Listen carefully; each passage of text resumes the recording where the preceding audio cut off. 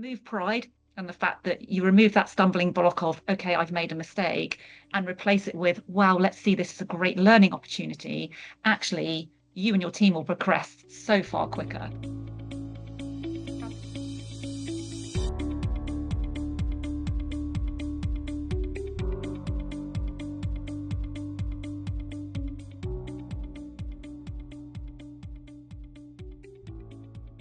I think I experienced my first real time of failing quite early on, actually, when I wanted to be a pilot. It's all I wanted to do. I wanted to join the Air Force, and you had to pass an aptitude test, and I failed. And I was absolutely just bowled over by that. I didn't know what to do. And I spoke to my mum, and she said, look, this is just, she was very good in making me realize that maybe a failure isn't just a block, it's maybe just a time to readjust your aims and your goals. And so she kind of coached me into the fact that she knew I wanted to still join the Air Force, but she said, okay, well, what else could you do in the Air Force? So she said, how about you be a doctor? And that was brilliant because she sort of coached me into still wanting to follow my dream, but maybe allowed me that time to just readjust and go, okay, maybe that's not the path I'm going to take. So I think what I learned from that is to not see failure as an absolute block. And actually, what that allowed me to do was continue my interest in the Air Force, go to university, read medicine. And actually, whilst at University Air Squadron, they said, Helen, do you fancy flying? And I obviously jumped at the chance. And it transpired that I was able to actually pass the aptitude tests and become a pilot anyway. So I really feel that that's what I learned from it, was the option to not just stop and crumble. It was to actually just readjust, still continue and chase it. And eventually, you know what, for me, it actually happened, which is just brilliant. And I think as well, it's building resilience. So we would always say when, we were both instructors in the Air Force, and something that was really, I guess, again, when trying to build teamwork and trying to help people become more resilient, we always wanted people to experience failure. And the really talented aircrew pilots and weapons officers, they might not fail a trip, but actually if they got further down the system and they hadn't ever failed, then they found it very difficult to deal with that failure because they'd never experienced it before. So actually it's really quite an important life skill, really, to learn how to deal with failure, because otherwise how can we learn how to move on if we've not experienced it? So it's also about having that team and network around you who support you when you do fail. So again, it's so important with that mentoring and wingman culture, in terms of you've got one weakness when you're flying, and that's your ability to see what's in your track six, i.e. directly behind you. So you need a wingman who can mentor you, coach you, support you, which is what we would do when we were flying, and we still do it now, as after we've left the Air Force, because it's so important to help people really move on and build that resilience. And they can only do that if they're given feedback, and if they're given top tips in terms of things from my own experience that have helped me that I can pass on to organizations, and things that we've both experienced. So that's something we really love doing.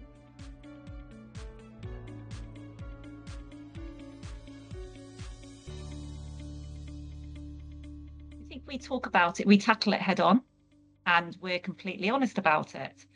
And we speak about the debrief. We acknowledge the fact that the fear of failure is really powerful.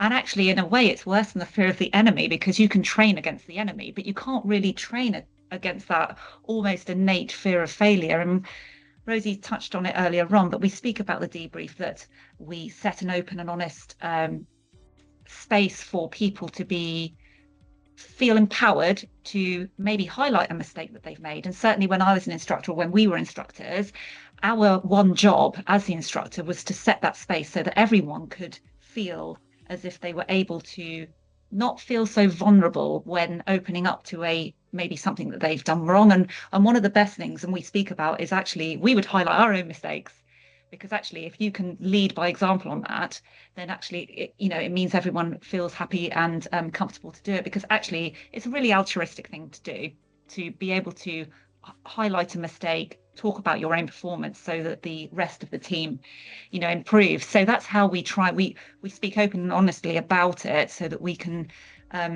encourage businesses to debrief, but To also embrace embrace it, because actually during flying training, we were very normalized to pressure. Every trip was scrutinized, every trip was assessed.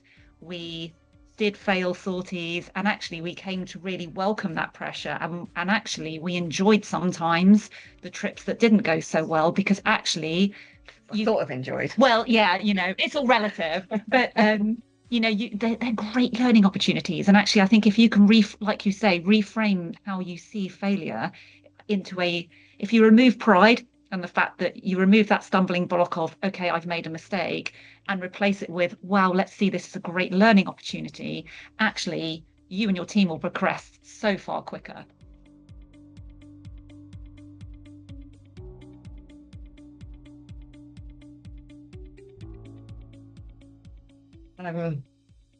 So again, I think that probably some of the main things are building that wingman culture, which mentioned before, but it's really helping with those support networks. If we want to build resilience in teams, if we want to empower people and develop that inclusive and supportive working culture, then I think probably one of the biggest things we took from the military was that wingman culture. And that, yeah, absolutely, having each other's back. Yeah, and that ability to, as Helen said, it's combining all of the things about planning, briefing, being reactive to that plan and reacting and responding to threats as we saw them, but also then moving on to the debrief, taking those learning opportunities and using the wingman culture to take the message to the team, but also to the wider organization, because it's not about being the best version of yourself, it's about building a stronger team, and that's why we're here.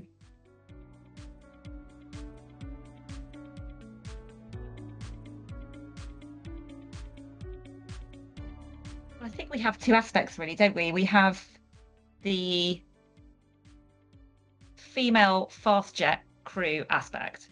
We have some quite unique experiences.